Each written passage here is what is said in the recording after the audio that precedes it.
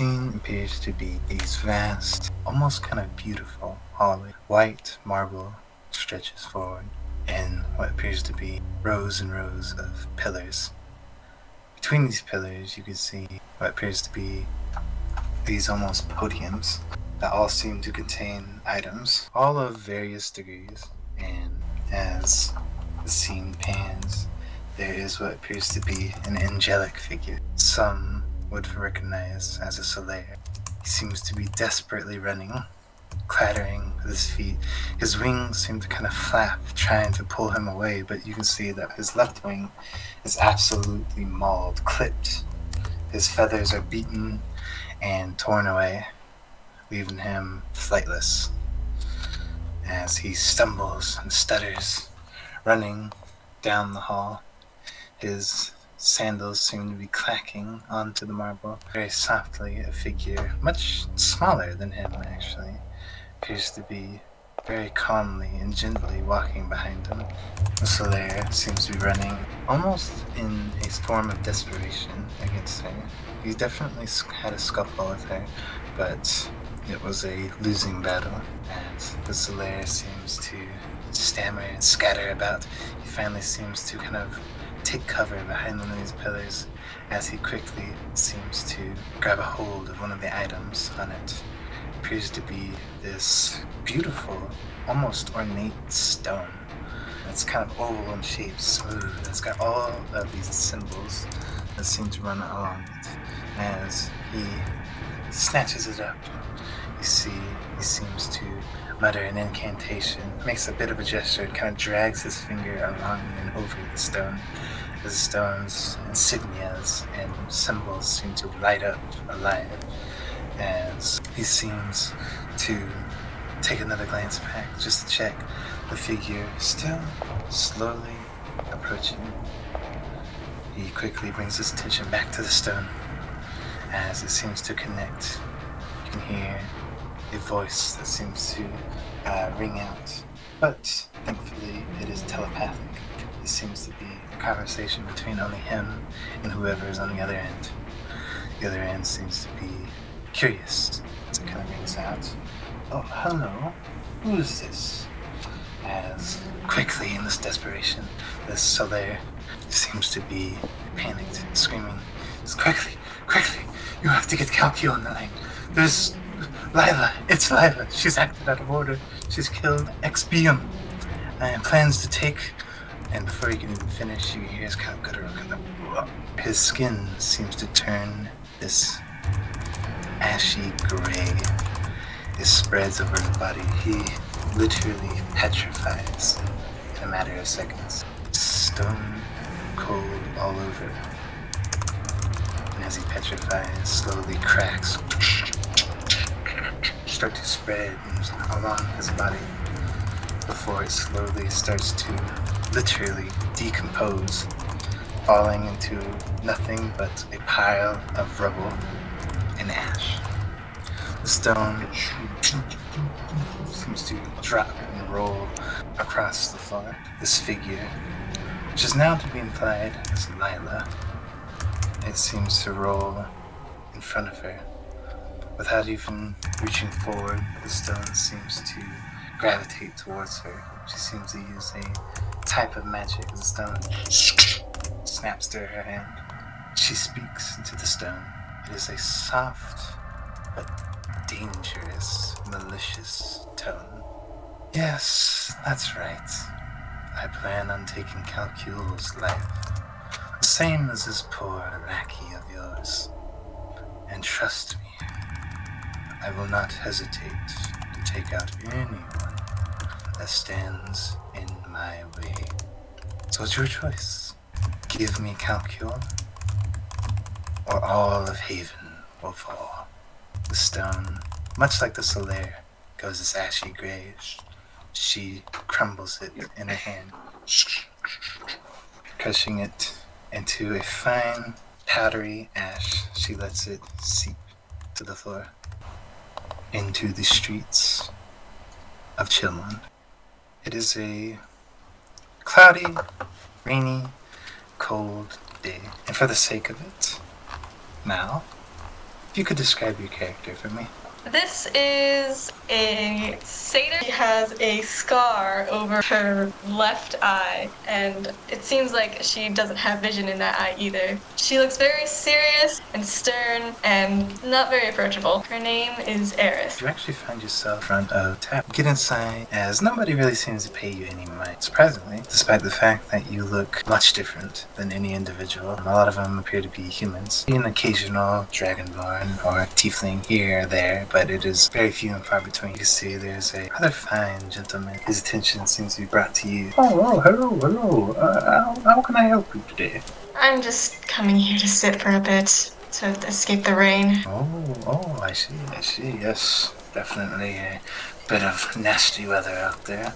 Of course, feel free to sit by the fire, warm your bones.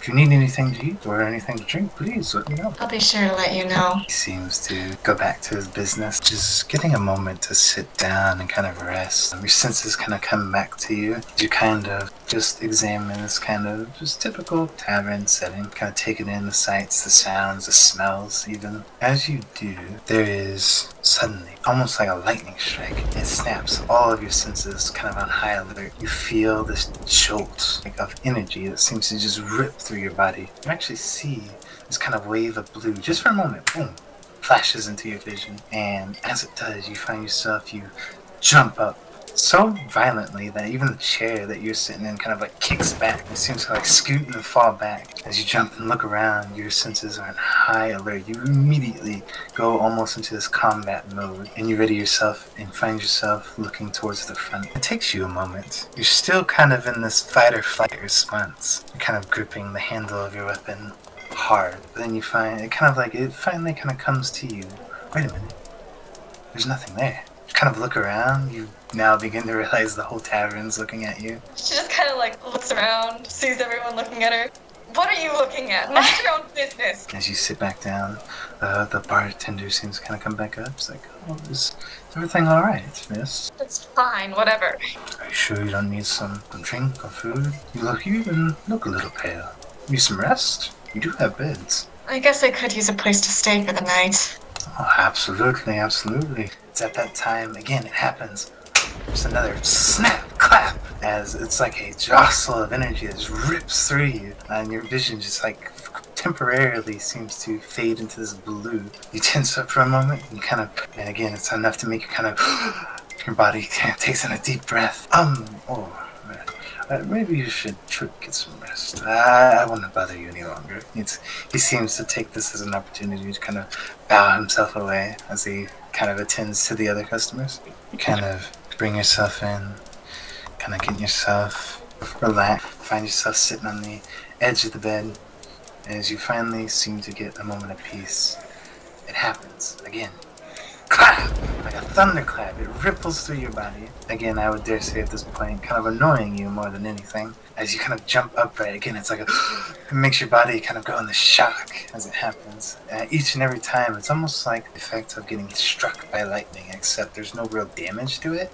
It's just the shock and awe of it. As you kind of snap up to your attention, and you realize this time, it's almost kind of with your first encounter with it.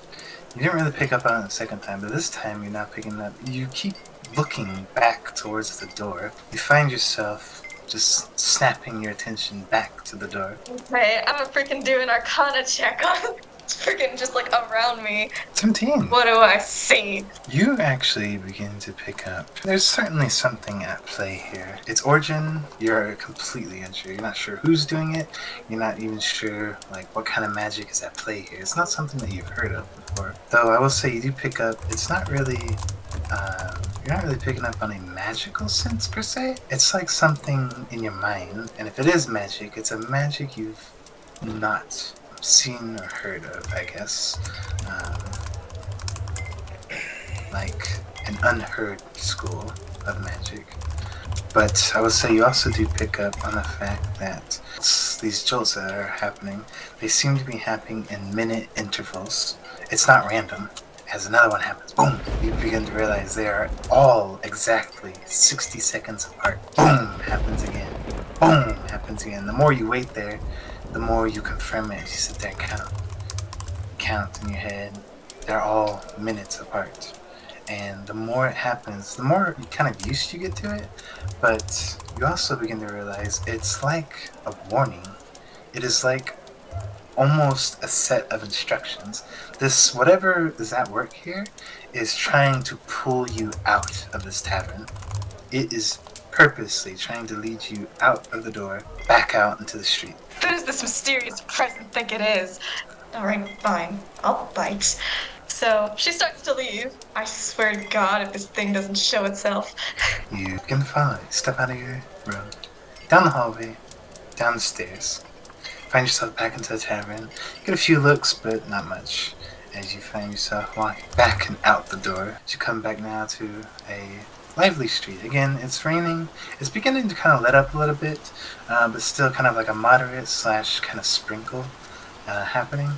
And as you go out, you realize that the jolts, they seem to be like a little less violent now. Still enough to make you kind of pay attention, but not enough that it sends like these ripples through your body. It's enough to kind of shock you into anything. As you kind of step out, it's more free, and you realize again, it is like instructions, directions even.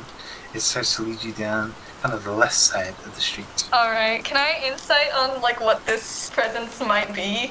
It's very like intimidating, obviously. Sure. Kind of think on it, and there's been similar things in the past, you know, be it personal experiences or even experiences of, you know, family members or friends. There's definitely something divine in nature at work here. This isn't just some like wizard, you know, in his tower messing with you or something. This is a deity. You follow and follow. And again, almost like you were to follow just like a trail. You are strung through the city, alleyway by alleyway, down the streets, past marketplaces, past homes, kind of in these most irregular pattern. And you notice kind of the more you traverse, the more it seems to kind of list away, where now it's kind of like, it's not really a violent kind of bolt.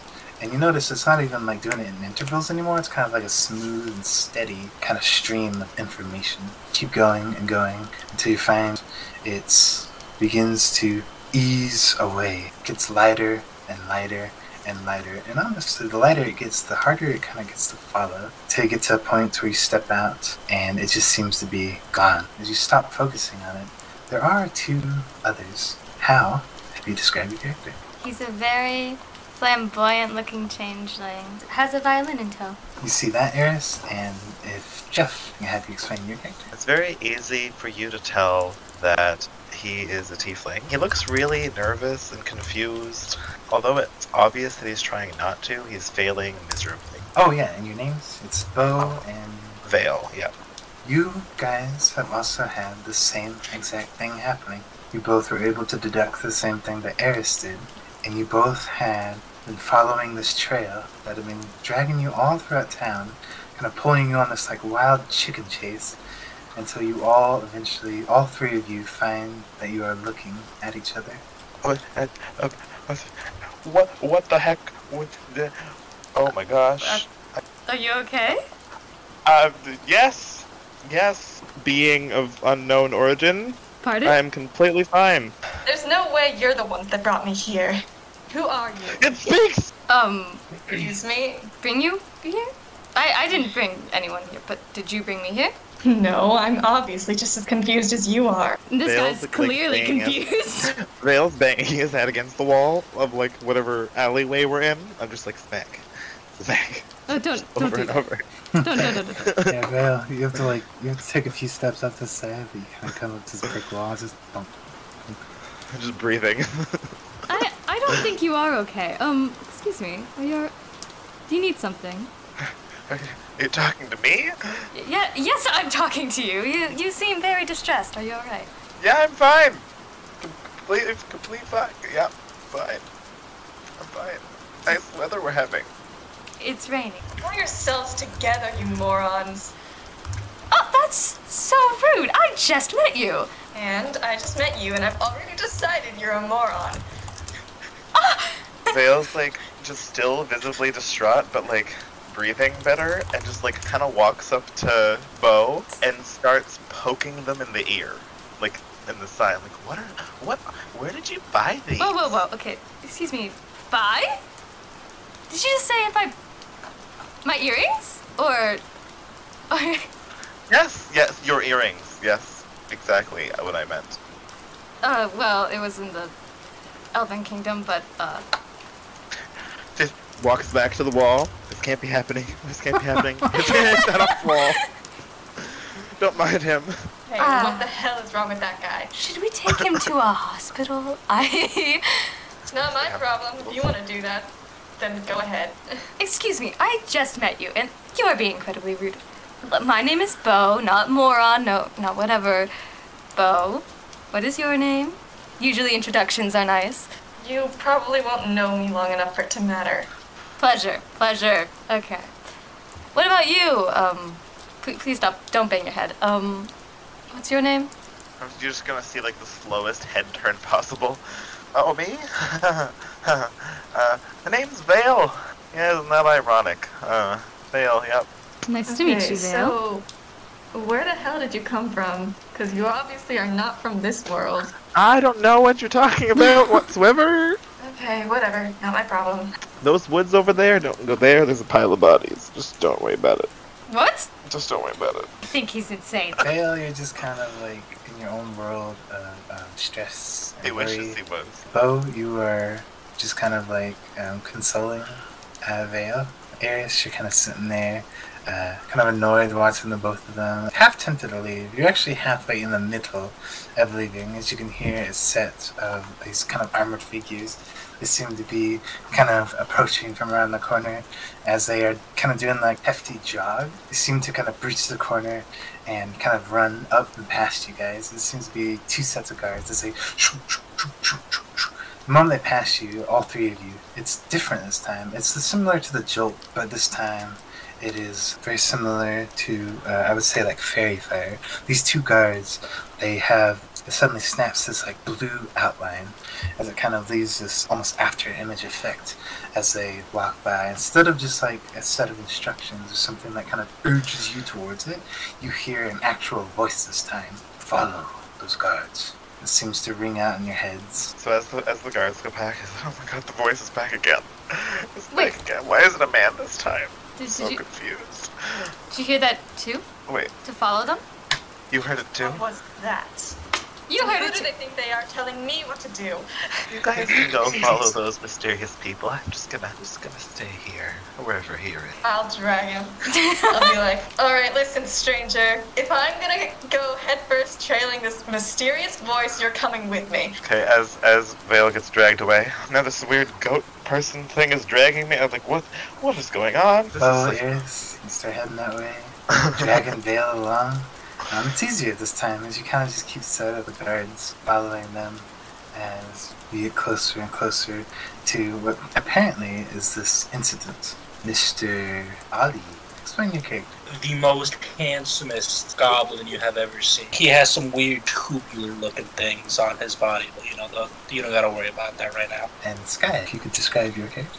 In front of you, you see a icy blue tiefling and a scarf. The scarf specifically wraps around her neck and comes off and drapes in like two spots down her back. And your story so far is similar to these other three. You have essentially been guided by this unknown force as it seemed to be dragging you out throughout the city. Mostly you, Amira, as it seemed to have brought you to this small little cavern that was described. However, you were actually approached to a scene of what appeared to have been an argument. Mr. B, you had been in a rather heated debate with a few elves. You were speaking to them about various things, kind of making small talk, and although disgusted, they had kept the conversation up. They didn't seem to be too keen on your goblin appearance. However, you started to describe where you've come from. They seemed intrigued, almost, but still rather kind of snooty about it, arguing with you, saying that it was untrue, almost to try and provide a sign of proof. You actually showed them a pendant that was actually given to you by your friend. Of course,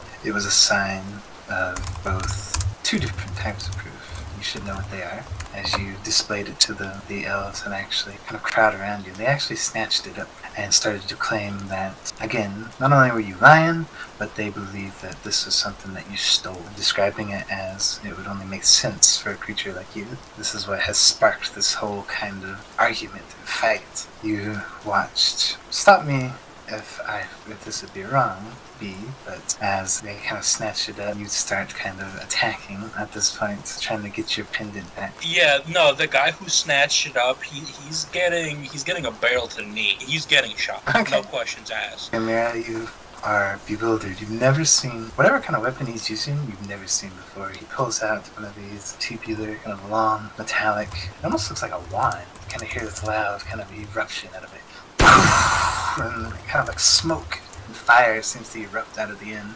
as one of the elves' knees just seems to shatter and blow open. You see just blood and even maybe like a few like bone shards kind of just fly out, and that's enough to not only make you jump but be like, what the hell is that thing? And that is suddenly you see these groups of elves starting to kind of like pile around and starting to try to bully this kind of goblin. You see they're taking various things like small like magical items that shoot kind of like fire bolts, things like that, and also just like physical kind of like kicking, punching, stuff like that. Goblin's surprisingly holding himself up pretty well, as you could hear the eruption just kind of ringing out, and that's enough to draw the guards. And at that point, the rest of you, Vale, Beau, Eris, you are drawn to this racket, the sound of people kind of crowding around, the guards kind of coming up and breaking through the crowd. As they come up, you can also hear these like strange just eruptions. It's nothing like you've heard before. It almost sounds, it's comparable to like almost like lightning strikes, like in the distance, but not necessarily. As you come up, finally the guards kind of break through as they get a hold of a couple of the elves, get them in holds, kind of pull them back a bit. B, they do the same to you, starts kind of like grab a hold of you and pull you back, as they're kind of just like, all right, break it up, start to pull you off, push you away, as the guards start to kind of like fill in. B's flailing. He's not dealing with it. He knows his place in this world. At that point, you guys watch this goblin like flail and kick. You hear him like battering against the armor. There's like a main guard behind you, B, that like kind of wrapped his arms like up and around you from behind and around your arms, kind of like pin them because he's like holding you in place. He's like the biggest trouble, kind of keeping you in. But surprisingly, for the size difference between you and these guards, you put up quite a hell of a fight. You're like kicking around, like kicking them off, trying like other ones are trying to like grab a hold of you, like your wrists, your legs, trying to just keep you from moving. They almost have to like throw their weight on you and like dogpile on you to keep you down. But you guys watch as a moment like one of these like stray free hands, you see it just completely blow through a guard's head. You see his helmet just you see it like rings and flies through the air as it kind of like just rolls across the ground. You see his guard just kind of flumps and hits the ground, just completely dead.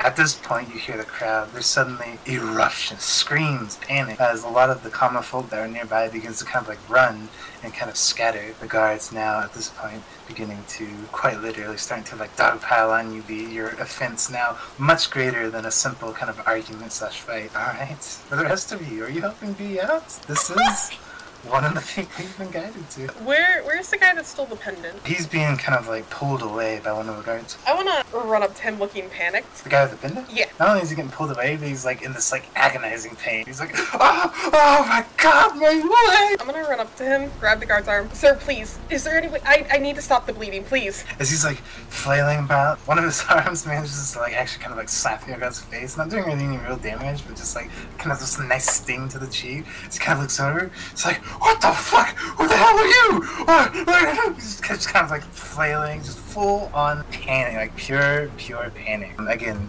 his legs just missing, he's like bleeding everywhere. You mentioned kind of stopping the bleeding and whatnot, but whatever you had going on upon him is kind of cut off the guard. The guard kind of like, he seems to just kind of like push you away. Quite literally, just takes his hand, like presses it to your face and just kind of, get back!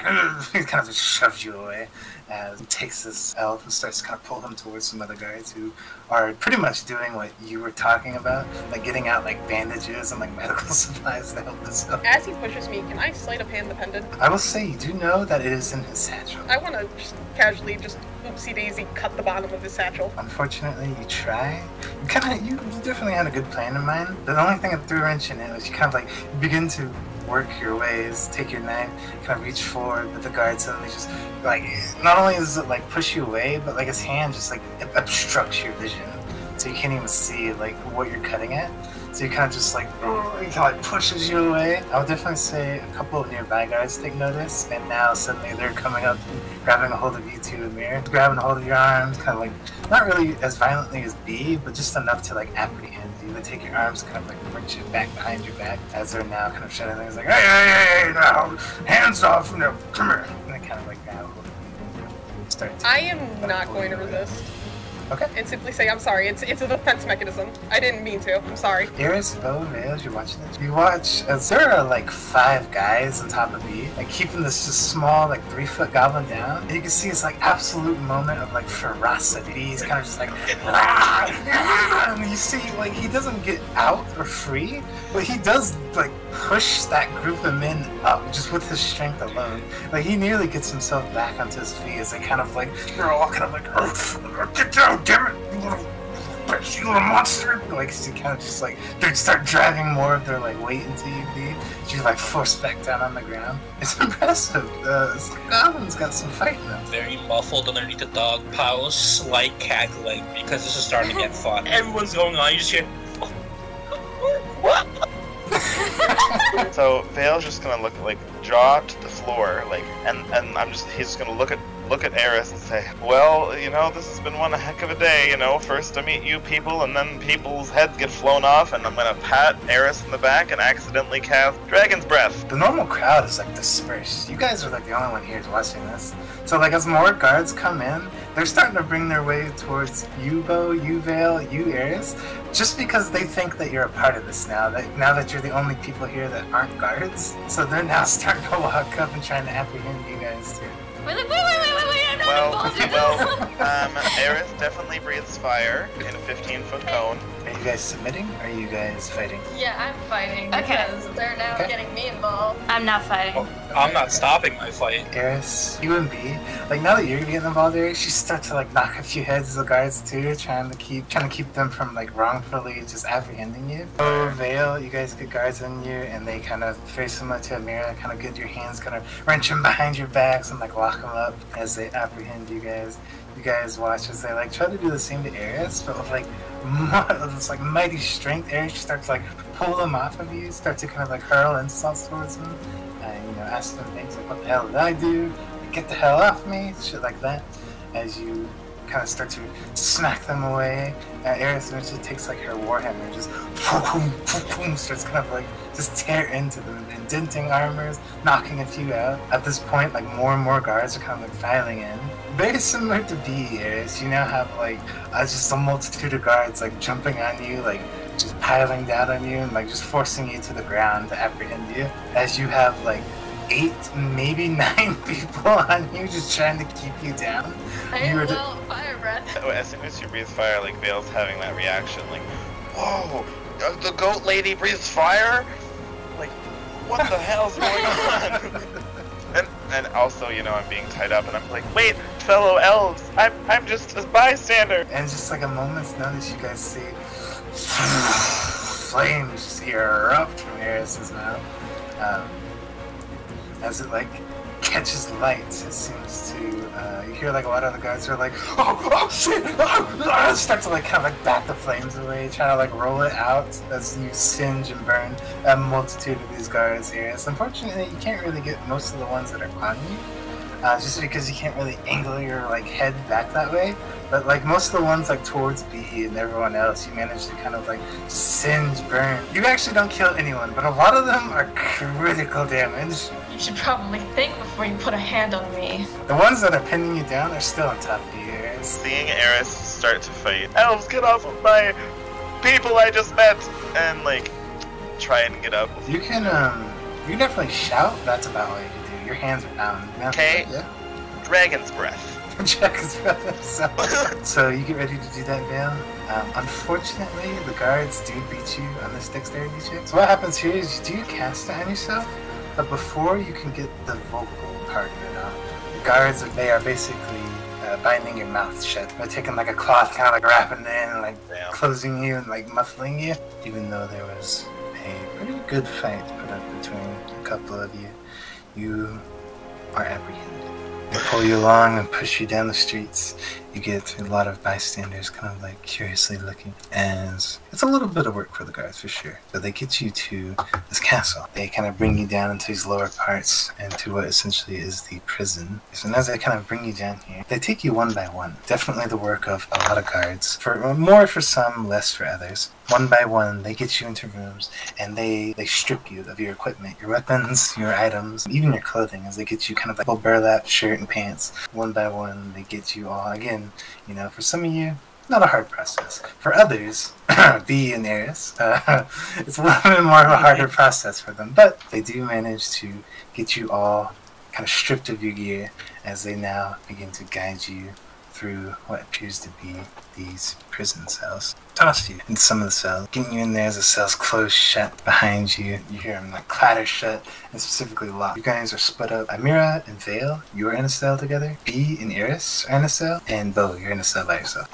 I just want you to know that the entire time that he's in there, he is just going on about like things you absolutely have no idea about. The entire time, Vale is going on and on. Amira is just sitting there like doe-eyed, just listening. You guys aren't banded anymore. Your hands are free, but you're now locked away.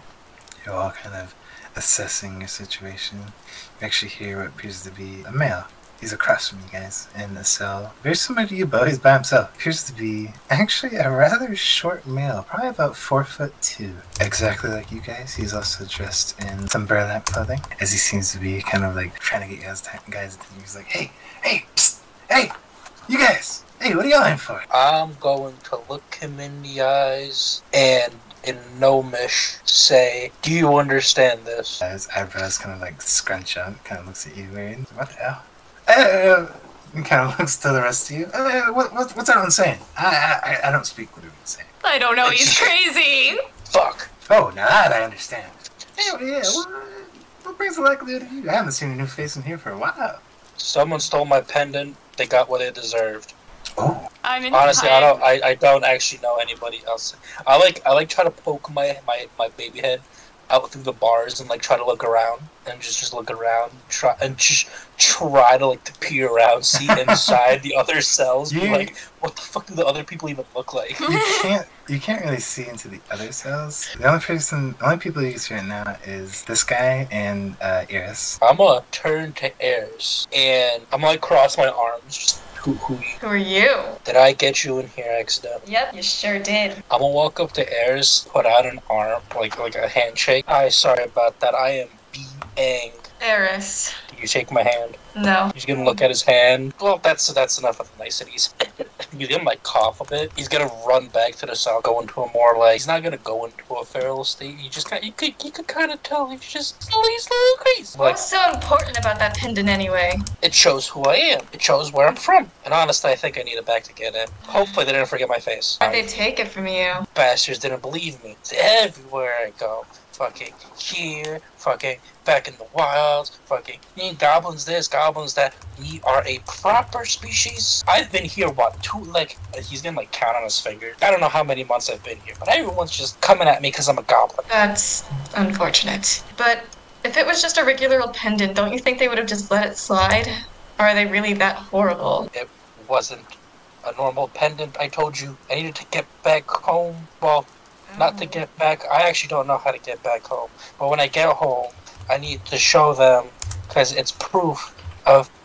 It's a long story. Well, does it have any like special abilities or anything? He kind of looks up and like starts thinking, and he's trying to remember if it does. It's definitely a very special looking amulet. It's like an amulet, has a silver chain. It comes down to what appears to be like this glass gem, like a blue, shining, glowing liquid on the inside. As far as you've known, it's not a magic item. It doesn't do anything special. It was given to you by your close friend. The symbol of who you are and where you're from. Now I'm just mad. So they just did all of that for no reason, and they got everyone else here involved as well. To be fair, I don't know what they want it for. It was given to me by my friend.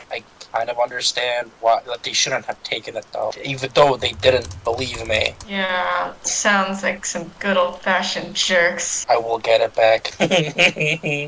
He's kind of plotting in his head already. Man across the hallway kind of like, Eesh, not gonna get on your bad side then. What are the rest of these guys? Wrong place, wrong time. Kind of looks over at Amira and Beau, who appear to be having a rock, paper, scissors fight. Wait, what about you two? What are you guys in for? I didn't do anything. I'm an innocent man. B pipes up. Should've. Probably wouldn't be in here if you did something. I didn't do anything. I was watching you duke it out, and then they thought I was involved, and I was not involved. I didn't do anything. So you didn't try to fight to prove it. I bet the gods thought they were being funny when they dragged us here. I'm not laughing. Did they say God? See the man across the hallway. Sounds like a funky predicament. Well, I mean, I'm not here to judge.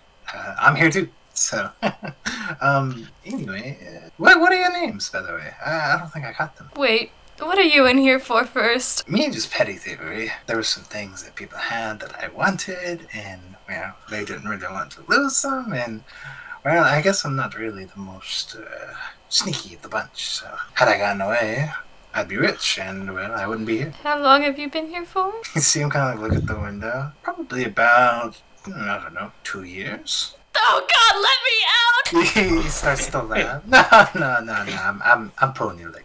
I don't know, I've been here for maybe a day. Oh my God. I take it this is your first time, huh? I have never been arrested. Oh God, what is this gonna be for PR? Never been to prison, huh? Well, that's certainly going down on your record. Won't look good. No, I'm a musician. I don't want to ruin my career. This is horrible.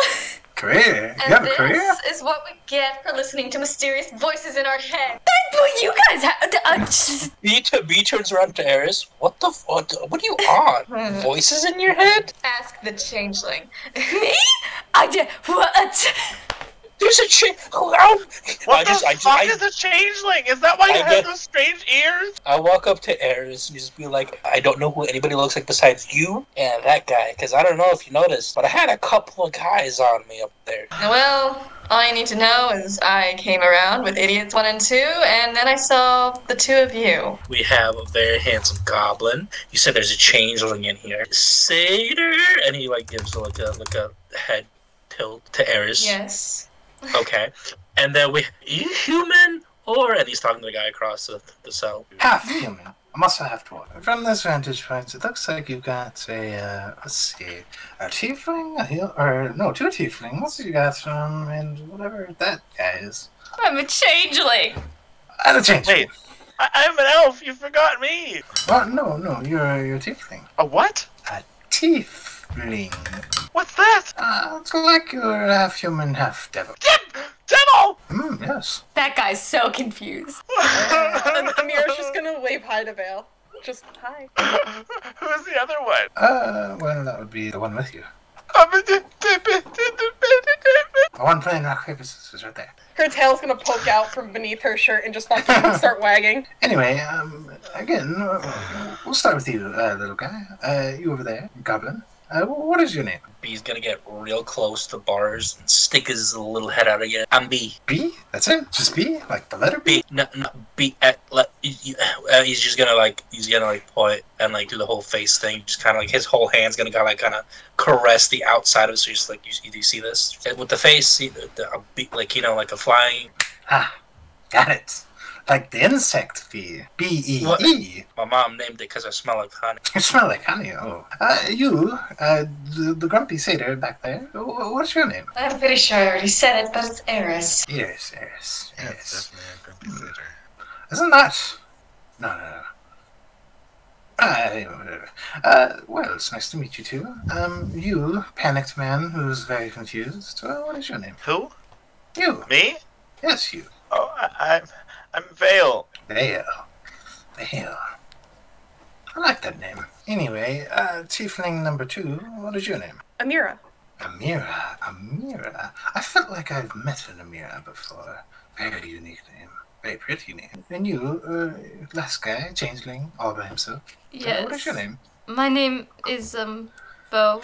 What's your name? Beau. Like B-O? B-E. B-E-A-U, but I mean like a... B-E-A-U? Yes. That would be Beau. That'd be like B-O. Yeah, I have to agree with him. That's too many letters for Beau. No, that's Beau. That's how you... It's... Well, I'm sure, hopefully, I will not forget your names anytime soon. Me, for all of you, you can call me Sprocket. I am a bit of an artificer myself. Do you know where I might be able to find some black powder? A fellow tinker? Well, that's really hard to come by. They do have some imports across states, but very expensive. Very hard to come across. You can typically get it from the taxis. Careful if you go over there. That is the desert. Not a fun place to be. I've been there. I thought I could get a cheaper deal if I actually went there myself. I'll never do that again. Desert sucks. He actually seems to kind of draw his attention away. He seems to look at the window again. You guys wouldn't happen to know what time it is, do you? 2, 3, maybe? You know, I have a little bit of a proposition for you guys. If you're interested. Is anything except busting out of here?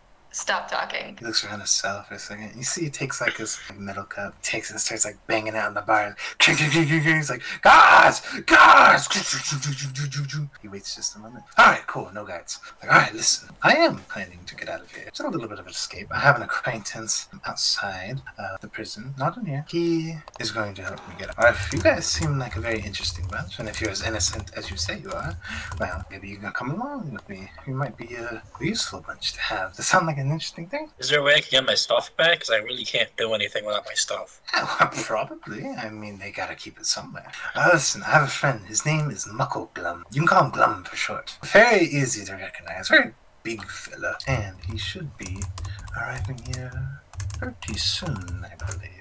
We said it was about 2. Until we hear the signal, we're going to be in here for a second, but once we hear Muckleglum's symbol, then we'll be ready to escape. If you had to guess, it'd probably be about 15-20 minutes. You guys can hear this like deep kind of thump, thump. Like, it's almost like a knocking sound, but it's like somebody took like the flat of their hand and kind of slapped the wall. You see Sprocket's eyes kind of widen, and he hops up to his feet. It's like, ah, perfect, Muckleglum's here. Enough to like hear from beyond the window, but hopefully enough to not rouse any suspicion. You hear him, he's like, Glum, hey, big guy, we're in here. Get everything over here. And you hear like what appears to be a shuffling sound. Somebody picking things up and like moving, like possibly, I'm not sure, barrels or cargo or something. And it's just, like it starts to just get like dumped. You can hear it like right outside the window. Just, this sound is happening. You see Sprocket looks back to you guys. Well, I know the little one is probably familiar with it. The rest of you, I would probably cover your ears if I would. You hear this distinctive sound. Bee, you're the only one that recognizes it. It's like just the sound of a match being lit. And suddenly...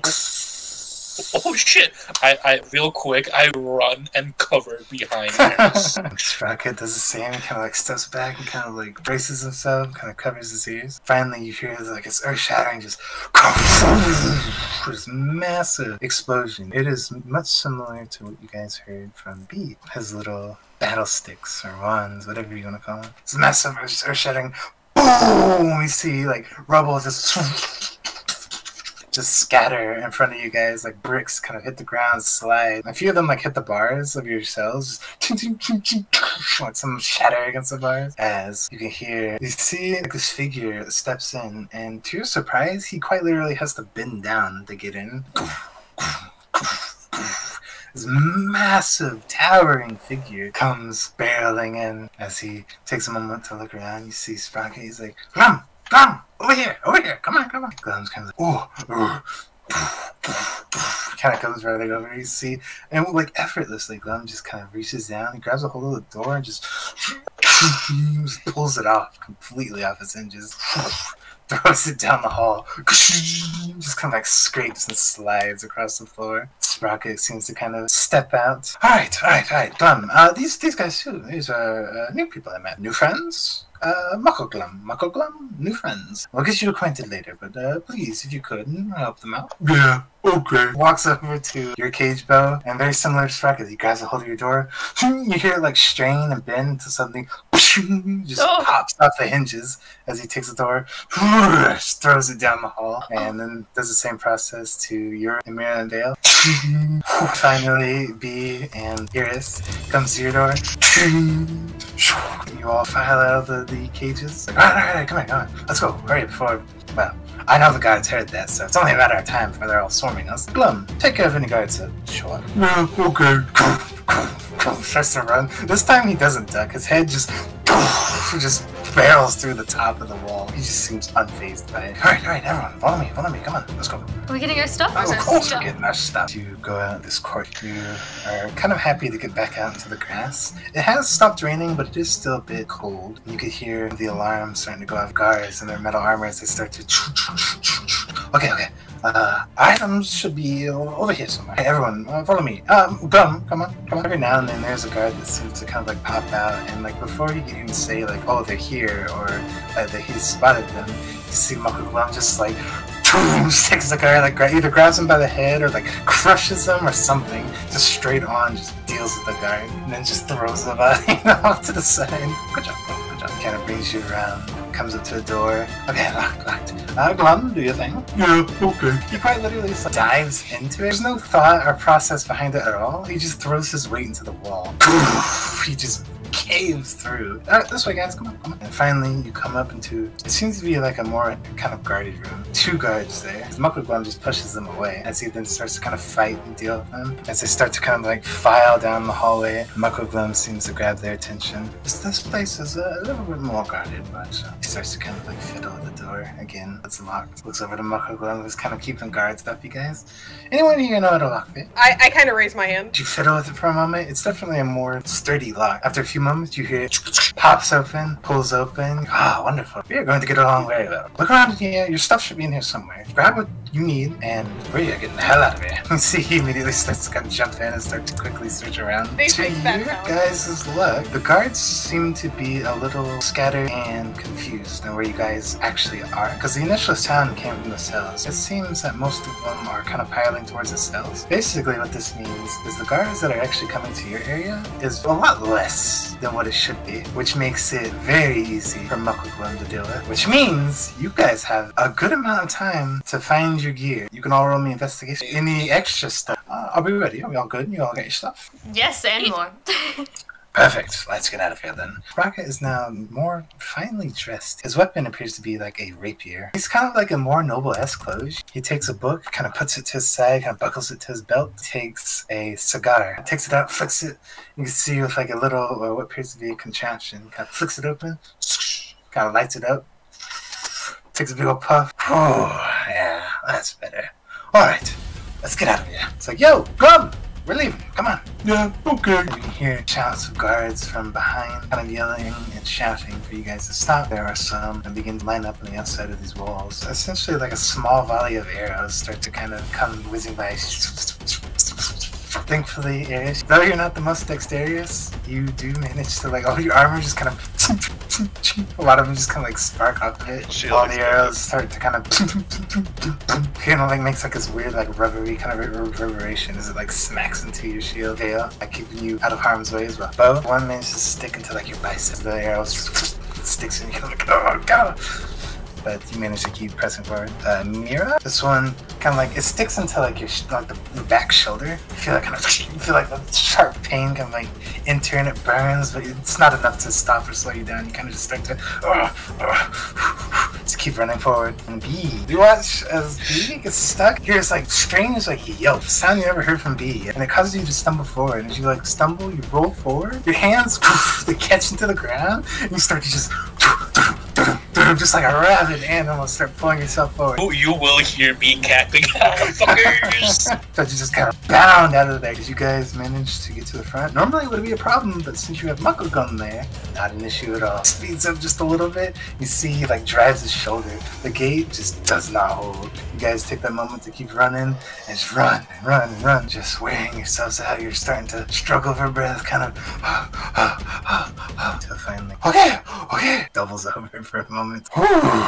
Stands back up. You're now kind of in empty fields. You can see the town in the extreme distance. You wait a pretty good amount of time. You even take the caution to kind of sit to the trees, kind of hide yourself. Feel that the guards are no longer pursuing you. You guys are finally out of Chilmon. And probably wanted criminals there. You can see at this point, Muckleglum, his preferred choice of weapon, which is, again, a clump of logs. You see he's like inspecting it for a moment. There's been weapons that like bit into it. See, he's kind of like sad about it a little bit. See, he takes like this wrapping around around it, kind of like undoes it, takes the bad logs out, kind of tosses them off to the side, and begins to just like uproot a few trees. Just he pulls, and you hear like the cracking of like the earth as he pulls, like literally just pulls trees out from their roots. Grabs the end of it and like tears it away so there's not roots at the end. It starts to tear off like branches until it's roughly like a log, and it starts to replace them. Alright, well, what an exciting evening. And we're free. Perfect. Thank you. Oh, you're very welcome. Well, we should be thanking Glum here. Yeah, You're a very yes. good boy. And he like bows to him like, thank you, Muckleglum. Glum kind of pulls his attention away from his weapon for a second. He's kind of like scratches his like cheek. Oh, yeah, you're welcome. You take this time to get any arrows out of you and like patch yourself up. It was nice to meet you guys.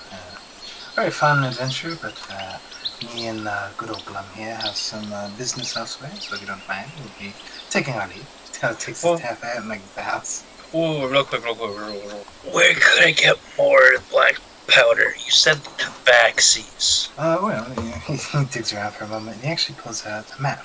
If you look here, Eastern Dune, best chance is probably the capital, Fallister. It's on the main path, it's not hard to find. I mean, honestly, if you go a little north from here, the path that leads to Prime, you can take that. And up north, and then eventually when you come to a crossroad with that, just take right, and you'll eventually hit Fallister. Secondly, real quick, would you happen to know where I could find some elves? Any old elf, or? Toddy, a pain in the ass, missing a knee maybe, but you wouldn't know that, I guess. I have not heard of any particular elf of that description, but... Well, in this one in particular, is there a place they like to hang out? Best bet I've got is Prime. Prime's got all the good stuff, all the noble and fancy and all that junk. Okay, thank you. Alright, well, that's all your questions. I will be taking my leave. Muckleglum is like finished fixing his weapon. He now has it like, I'm not sure how he does it, but he just like attaches it to his back and it just stays there. He's like, Glum, come on, yeah, let's go. We got business. You see Glum, he doesn't move for a second. He's like staring at the party. He looks back to Sprocket. Ooh, boss, lady. Sprocket stops and looks back to him. What are you blabbering on? You see he's pointing at Beau. Huh? He like lifts his hair. Thank you, I know. Listen, Glum, give us a moment. He pulls Glum off to the side. Listen, I understand you like him, and you like all this little group, but they were just there for escaping, okay? They're not gonna stay with us. It's just me and you, alright, buddy? More people we take on, the harder it's gonna be. Understand? Is he saying pretty or party? Pretty. He did direct that at Beau, right? He did, yeah. You're gonna see B like cross his arms, like I've heard of bards doing a lot, but I don't think he can handle that. Glum, listen to my words. Look at my mouth. They're not with us. They scratched our backs. We scratched theirs. I'm gonna walk up to Sprocket and like put my arms behind my head, like walking like I'm kind of leaning back. Be like, it does kind of feel like it's kind of one way, because Glum did the work getting us out. I don't mind hanging out if y'all need help. Don't take it the wrong way, but we don't need any help. You guys are fantastic people, a very interesting bunch, but I do believe we should probably head our separate ways here. I am not exactly the most good person around. I doubt you want to be hanging out with me. And, well, I mean, look at Glum. He sticks out like a sore thumb. Hey. At this point, Beau's kind of like posing, like he's... At this he point, likes he's the like, attention. at this point, you start posing, he's kind of like, ooh. He's Monkey mode. absolutely in awe. I know. I have that effect on people. Listen, Bee, Muckleglum's taken quite a liking to your friend there. It's really hard to break him away. He's very, how would I say, friendly when it comes to certain people. I kind of just met them today. Oh, so you're on the same boat as me. As long as I eventually find that pendant, I don't give a shit what I do. Also, I kind of like this guy. He kind of points to Glum. Muckleglum isn't exactly he's not the brightest of the bunch, but he certainly makes up for it in muscle, as you've seen. We can't stick together, but maybe I can give you a bit of a recommendation. It is where I've gone. It's a fantastic place. You can follow me there if you would like to. And Glum, you'll get your time with your friends and whatever.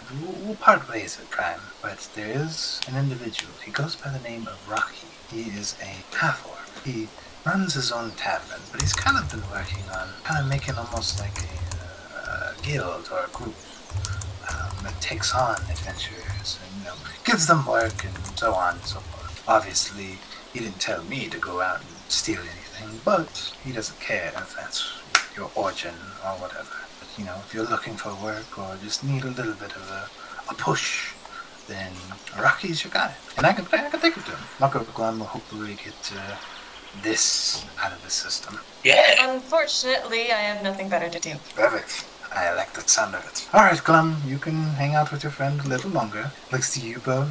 Oh, friend. Oh, sure. I mean, you did rescue us. Glum reaches forward. Beau, he just like, with both hands, he like grabs you by the torso and just lifts you up. Oh my gosh. Picks you up and just gives you this big old hug.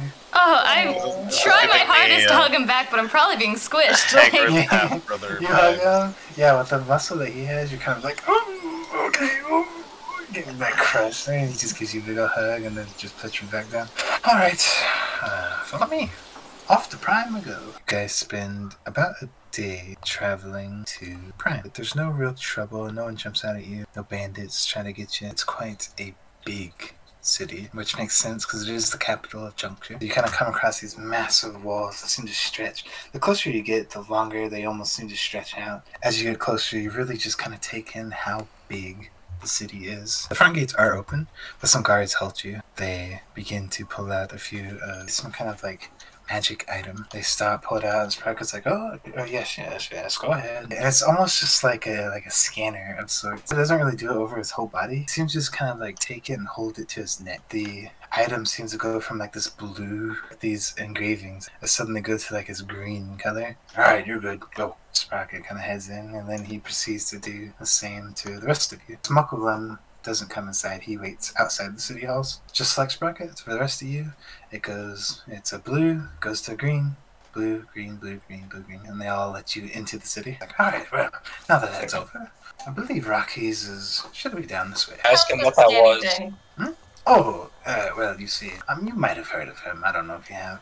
The leader of this capital, Kyren, he's not really a big fan of, elementals. That's what those stand for. Anyone that wants to can roll me a religion check. Eris, I'll say, you probably think he's talking about summonable, like air elemental, fire elemental. They're monsters. I think it's kind of odd that they'd be scanning because an elemental is very obvious. However, Amira, if you know what he's talking about, elementals, the ones that he's talking about, they are a special kind of being. It could be anybody. It could be a human, tiefling, orc, goblin, you name it. Essentially, they help the gods, and they're chosen by gods. When they're chosen by God, the elemental receives powers similar to what that god has. So, for example, if the god of lightning chose an elemental, that elemental now has lightning powers. It helps keep balance, because gods are very picky when they come down to the mortal plane.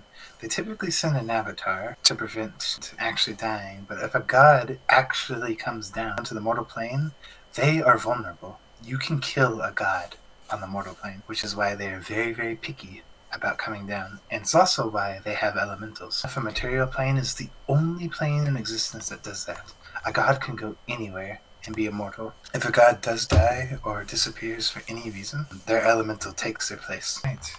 Eventually brings you around as he rounds a corner.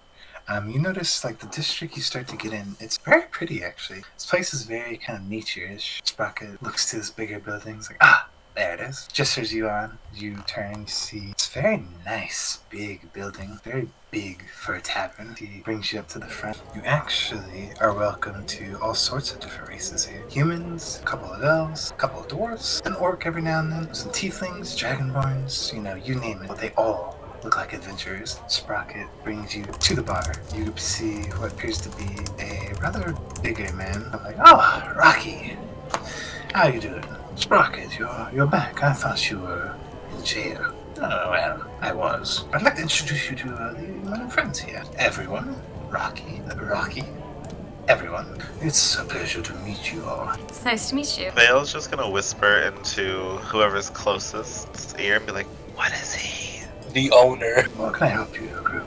We've seen an elf. May or may not be missing one of his legs. I've seen a lot of elves. I have not seen an elf without a leg. He seems friendly enough. I definitely, when he talks, he seems to kind of have like almost a cold nature to his talking. Eris, you notice this. He has a very eccentric and unique accent. for a half. His accent is very different from what you expect. B, you do notice as he is tending to his bar, his right hand, it doesn't seem to impede him in any way, but his thumb is completely missing on his right hand. Are you looking for work? Yeah, I mean, a bit. What kind of work are you looking for? You are in a tavern. You want music? Hire plenty of musicians, I'm sure. I could always use more music. If you wish to play later, I have no problem with that. I could pay you for it, too. I'd have a friend that plays. Could I put a request in for an adventure?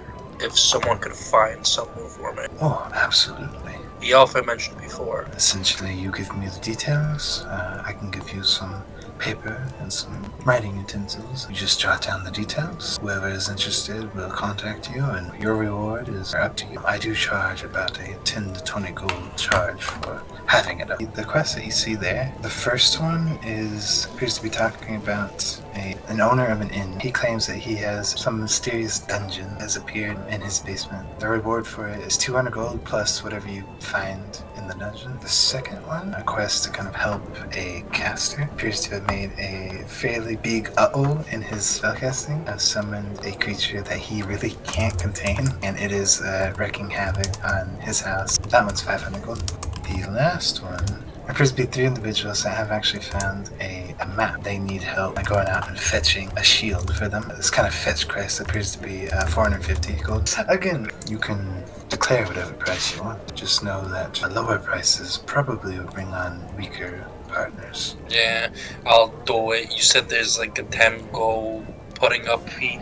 I'm gonna put down currently missing leg, but possible he regrew it. 200 to find the guy. You see Rocky, he takes his hand, makes a bit of a gesture, and you see a small little image appear on the table. It seems to be a pretty close image of the dude that was described on the paper. Would you say it looks like his? If anyone asks, I will show that to them. As he dismisses it, the image fades away. At this point, he's just kind of been sitting there, like, listening and kind of looking around. Sprocket, you've already seen it, but he points it out and he's like, oh, by the way, that Rocky is, he knows a bit of magic himself. I think he was, he's making a gesture to, like, kind of roll it on, and Rocky kind of picks it up. I was an adventurer, yes. I'm a bit retired now, but I used to be a sorcerer myself. I try not to bother with doing too big of casting, but if you need any magical assistance, I do have a little bit of capabilities left. Typically deal with illusionary magic. Could I, like, gesture to talk to him Honestly, aside for a minute? Okay, so you gesture him to talk. He kind of eyes you for a second. He seems a bit suspicious, but then he just gestures and for you to come to the back, follow him to the back. Okay, this is going to sound crazy. I'm not from here. Not as crazy as you think it sounds. No, I mean, like, I don't belong here, like, in this world. I woke up in this body. I thought I was an elf at first. I don't know what the heck a tiefling is, but that's what I've been told that I am. I was walking on the pier, drinking some coffee, and then sploosh into the ocean I go, and I wake up here. Look around 3 dead guys. Unfortunately, not much I could do for you. I could read your thoughts, but I doubt that's going to help. Have you ever heard of anybody else being transported into this place? I cannot say that I have. Looks like I'm stuck here for a while. I have heard stories of planes that have been destroyed. Destroyed? Of course, I do not know how valid these stories are, but I have heard that planes have been wiped out for very worlds. There are more than just the material planes. Do you think that my world could have been destroyed and I got lucky? I like to think that a lot of times when a plane is destroyed, you simply move to the next plane, the ones that were left over. Vale's like trying to hold back tears at this point, realizing his entire life is, you know, gone. Oh, thanks for your help. Very, like, fast-walkingly out of the bar and sit on the stairs outside. Do I have to, like, register for it, or just would I just be an adventurer? Because I'm not gonna lie, I was looking over the quests up there, and that one with the guy's house seems fun. Oh, no, you are welcome to accept the quest. I'm just looking expectantly at the party. What is the quest? Dungeon in the basement? Items in dungeon? Good. I think at this point Vale would have sat out there long enough that he's calmed down and would come back in. Oh, hi, sorry about that. I'm gonna tell them what happened and they can believe me if they want. So I explained to them how I was kind of poofed into this world and I don't know how to do anything. Then again, I also used magic and have no idea how to use it, so some advice would be useful. Ahem, ahem. Well, I'm a bard. I know some magic, but it's more musical magic. I'm not helping you. Unfortunately, can't help you. There was no magic in the world that I'm from. Alright, you guys make your way towards the dungeon. Story outside of the current one. Lila, she is now traversing similar to before, but instead of white marble, the place is literally laced with gold. You watch as Lila is walking down this golden hallway. She seems to approach this kind of inn where it kind of becomes a circular, almost tower.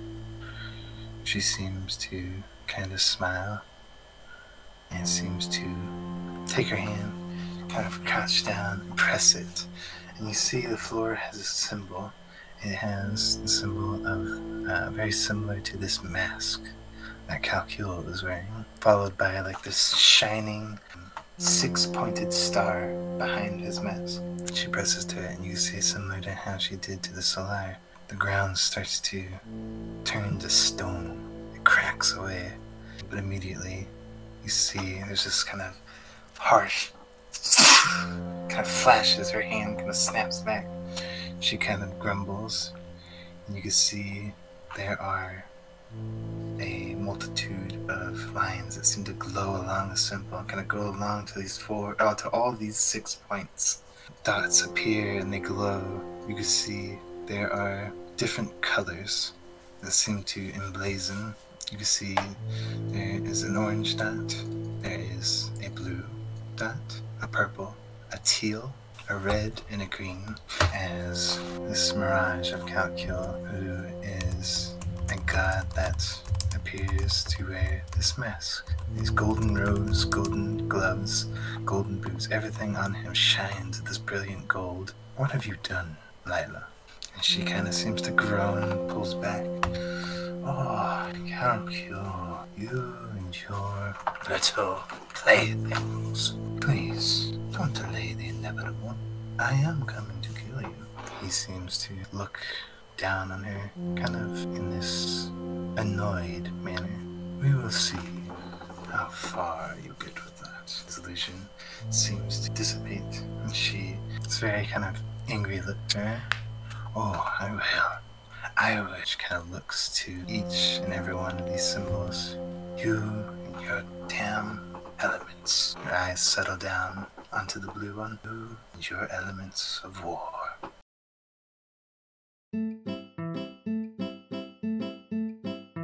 Yeah, I have no idea what the fuck you are. I'm an enigma, okay? You look like a rejected Sonic the Hedgehog. Excuse you. Rejected Sonic the Hedgehog meets Baby Yoda. I would like to scream, but no, I'm not gonna scream because Elf would get mad at me. Scream. Nice weather we're having. It's raining, I think. I want Al's character to not know if it's raining, especially if it's raining. Alone, he's gonna go Oh, insane. it's die. Wait, who am I in a cell with? You're with me! You're with Oh, fuck no, I went out. Hello, guards. I'm innocent, I swear. You arrested an innocent man. Please, I need a lawyer. You can't put me in this. I mean, it's hard to make me look bad, but this is pushing it.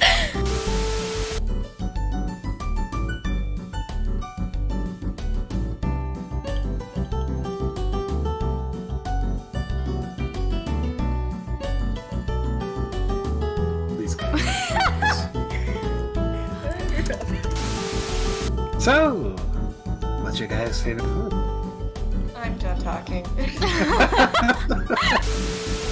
Bee and Beau, it looks like. Bebo. Bebo.